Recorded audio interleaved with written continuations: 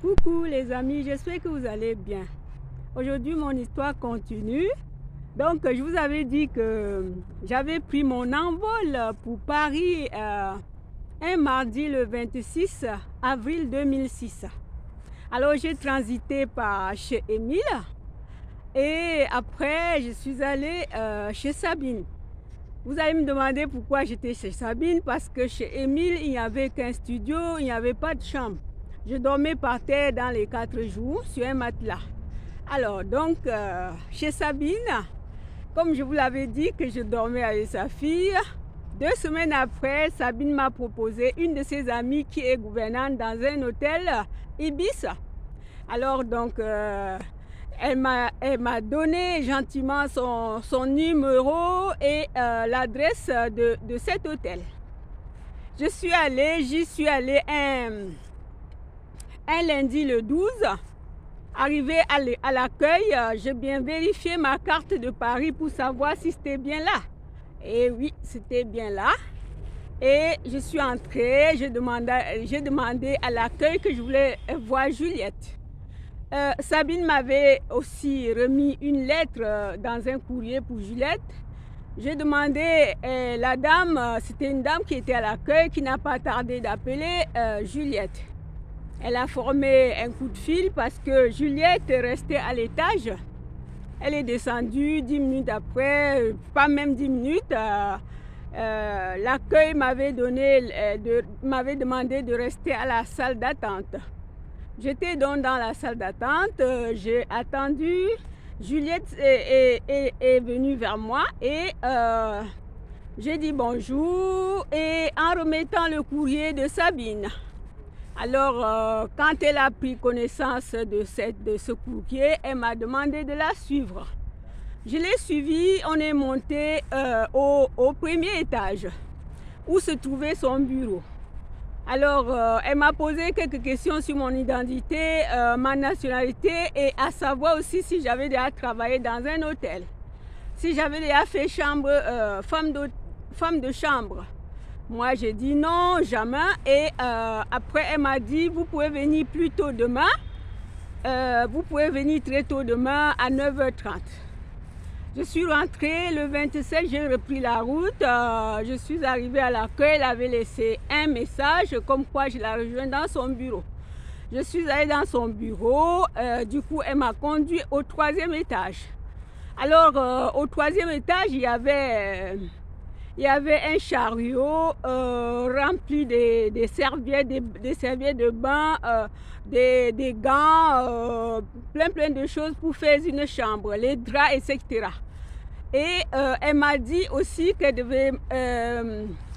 le fait que je n'ai jamais fait femme de chambre, elle doit m'apprendre à dresser un lit, à disposer les choses dans une chambre d'hôte pendant 2 jours. On a donc commencé ce mardi-là. On a commencé à faire cette chambre. Elle a commencé à faire avec moi le travail de mardi et le mercredi, lequel j'ai noté quelques manières de disposer et de laver les vitres et tout. Alors les glaces, surtout les glaces sur les armoires et tout. Et le jeudi, j'allais commencer à faire ça toute seule, à mettre en œuvre ce que j'ai appris. Oh les amis, c'était pas facile. Hein? Je suis sortie, parce que normalement les gens se réveillent dans les hôtels, ceux qui ne travaillaient pas, qui sont venus pour leur séjour, les vacances, ils se lèvent 9h, 9h30. Je suis restée dans la même étage, avec le même chariot, qui a été changé par elle-même. Elle m'a mis les serviettes, les serviettes de bain, les gants, les petites serviettes, les verres, etc. Alors donc j'ai pris une chambre. Oh là là, c'était pas un petit travail. Hein? J'ai passé une journée à faire 2 chambres.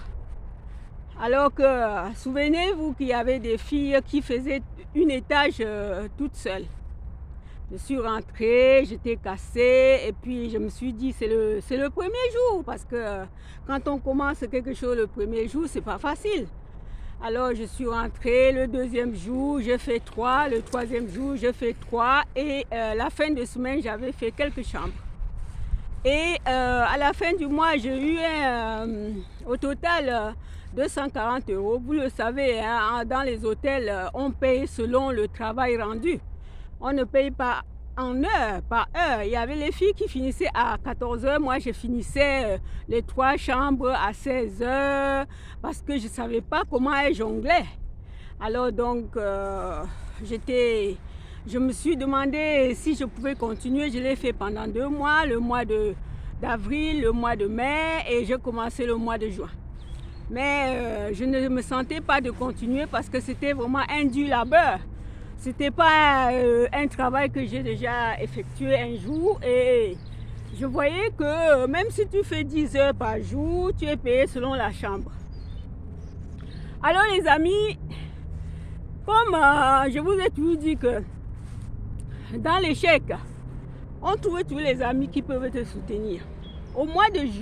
À la fin du mois de juin, il y a Françoise, une amie que j'ai connue quand je me mariais à Issoire. C'est sa sœur qui était ma marraine.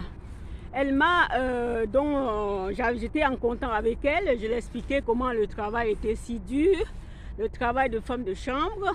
Elle a négocié à la FNAC, là où elle travaillait, que je vienne remplacer un de ses collègues pour faire le ménage. Alors, j'ai commencé dans le mois de juillet. J'ai fait un mois 8 jours et j'ai eu le SMIC. J'ai eu le SMIC, mais pour entrer à la FNAC, il fallait que je montre ma pièce d'identité. Alors, Sabine était obligée de faire la photocopie de sa carte d'identité pour que je puisse entrer. Parce que jusque-là, je travaillais avec le nom de Sabine dans la FNAC. Parce que sinon, on ne devait même pas me payer. Alors donc j'ai fait ça pendant 1 mois et puis 1 mois 8 jours, j'ai eu le SMIC et manque de peau, je ne pouvais pas continuer parce que c'était un remplacement. Mais ce travail m'a permis de me promener dans Paris, d'aller au moins voir la Tour Eiffel, hein, d'aller au moins à Versailles, au château de Versailles. Et bien d'autres, hein, au musée. Donc je me suis un peu amusée, j'étais contente. Vers la rentrée en septembre, j'ai demandé si Françoise pouvait me trouver encore quelque chose. Parce que vous savez, si tu es même chez quelqu'un logé, tu dois parvenir à donner quelque chose pour les charges de la maison. Tu dois te laver, tu éclaires la lumière. Donc je donnais au moins 150 euros à Sabine. Pas ma volonté, elle ne m'avait pas demandé. Hein. Mais il faut pas abuser. Il ne faut pas abuser les gens. Alors, qu'est-ce que je voulais vous dire? Je voulais vous dire tout simplement que voilà mon premier travail à Paris. C'était la femme de chambre. Ensuite, j'ai fait le ménage à la FNAC. Et je ne savais plus quoi faire. Mais je ne savais plus quoi faire. Pourquoi? Parce que je ne voulais plus rentrer à l'hôtel. Je ne voulais plus rentrer à l'hôtel.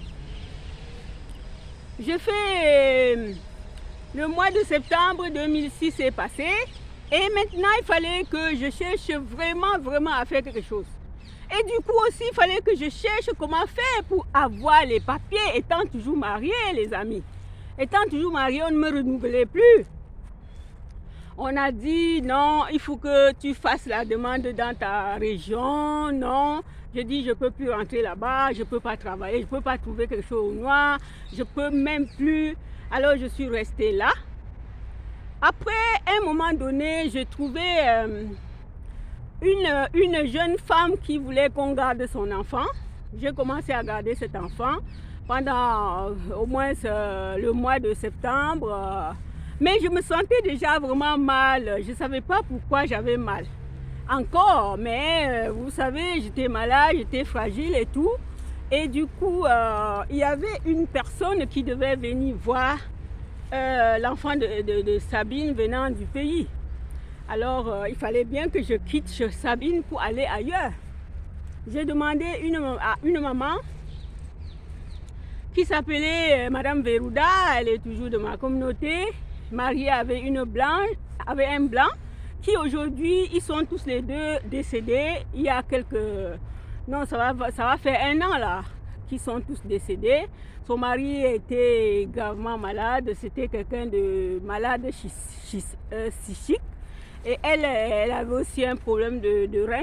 Alors, elles se sont, à l'écart d'un mois, ils se sont tous décédés.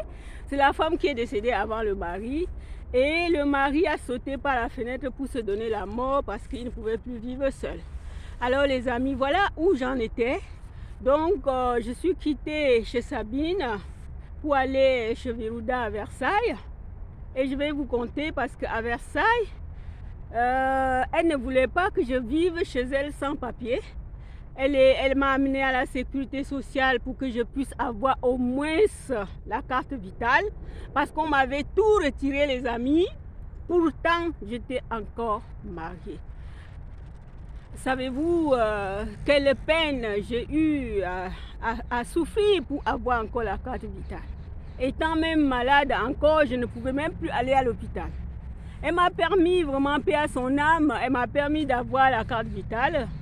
Et j'ai trouvé ce travail de garde d'enfants étant chez elle. Et après 2 mois, j'allais pas bien. J'allais pas bien. Elle m'a accepté chez elle parce qu'on devait dormir ensemble. Mais dormir ensemble dans un lit qui était serré. Elle a dit, tu es ma fille, tu es ma soeur, je ne peux pas te laisser dans la rue. Tu vas venir dormir avec moi comme ça, on va serrer comme ça. À un moment donné, j'ai dit non. J'ai fait 1 mois dans le lit avec elle. Après, j'ai dit non, il faut que je puisse dormir par terre, ça ne doit rien faire. J'ai donc demandé si elle avait un matelas de vieux pour que je pose par terre. Elle m'a donné un matelas. J'ai commencé encore à dormir par terre. Je ne pouvais pas rester chez Sabine parce qu'elle recevait quelqu'un. Elle recevait jusqu'à 2 personnes. Ça faisait combien? Alors donc, voilà, je suis restée chez cette dame. J'ai fait babysitter pendant 3 mois. Et après, je suis rechutée malade. Malade, pas le genre que j'étais, hein, malade, vrai.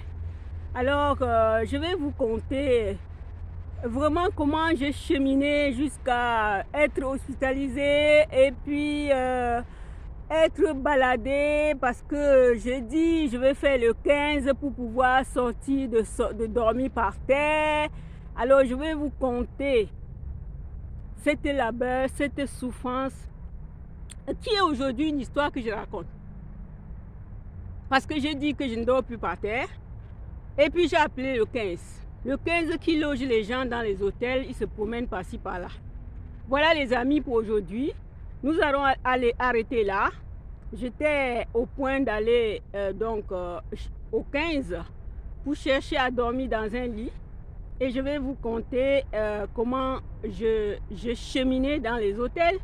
Et en fait, je ne pouvais même plus travailler avec cette fille babysitter parce que les hôtels, on te loge dans toutes les Yvelines. Tu n'as pas de point de dire que je suis ici, je suis cela. Voilà les amis où j'en étais, mais j'avais au moins la carte vitale pour pouvoir aller à l'hôpital grâce à cette femme.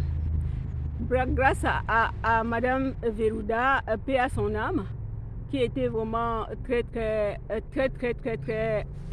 très bonne personne. Ben, les amis, je vous aime, hein? Et puis partagez. Toi qui n'es pas encore abonné, abonne-toi. Et clique sur la cloche, mets les pouces en haut pour que YouTube partage mes vidéos. Je t'aime, les amis, je vous aime. Je vous aime. Bye.